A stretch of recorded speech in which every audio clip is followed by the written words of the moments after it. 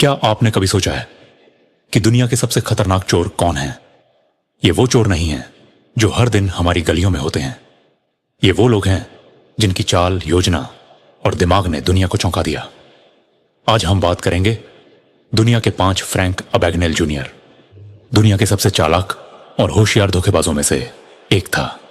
सिर्फ 16 साल की उम्र में उसने चेक फ्रॉड करना शुरू किया और कई तरह के पेशेवरों का रूप धारण कर लिया।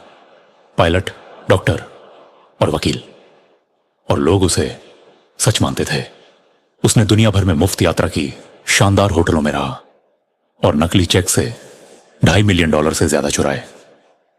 बिना किसी हथियार के उसने ताकत का इस्तेमाल नहीं किया, बस अपने आकर्षण और आत्मविश्वास से लोगों को धोखा दिया। आखिरकार FBI ने उसे पकड़ लिया, लेकिन उसे जेल भेजने की बजाय उन्होंने उसे अन्य धोखेबाजों को पकड़ने में मदद करने का काम दिया। उसकी कहानी इतनी दिलचस्प थी कि उस पर एक हॉलीवुड फिल्म भी बनी, catch me if you can 2, pink panthers. यह सिर्फ एक व्यक्ति नहीं बल्कि एक अंतरराष्ट्रीय गैंग है जो जवाहरात चुराती थी।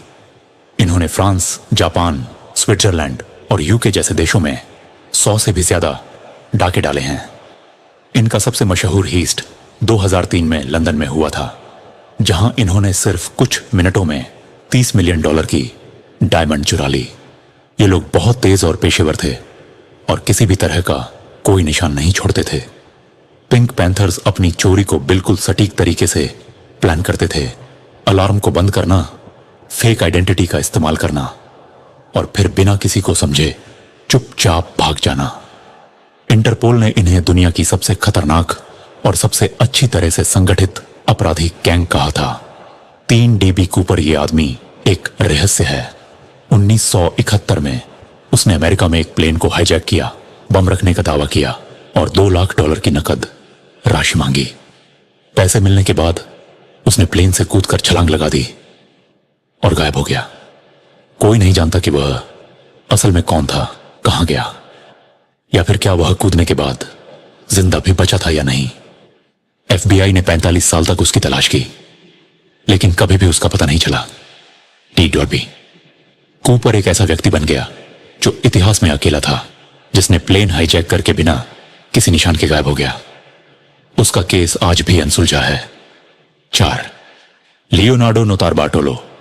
लियोनार्डो वो मास्टरमाइंड था जिसने इतिहास के सबसे बड़े डायमंड हीस्टों में से एक को अंजाम दिया था।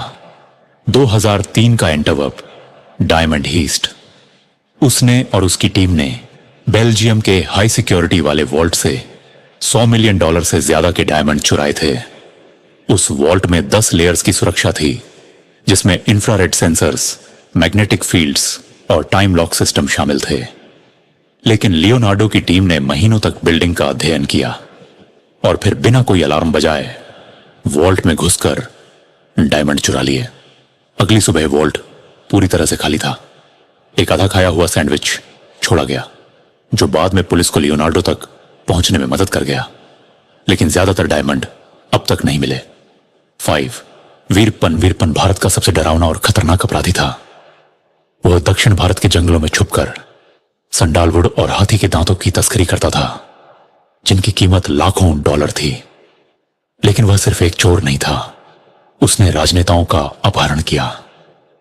200 से ज्यादा लोगों को मारा, जिसमें पुलिस वाले भी शामिल थे, और हर बार कानून से बचकर निकल जाता था।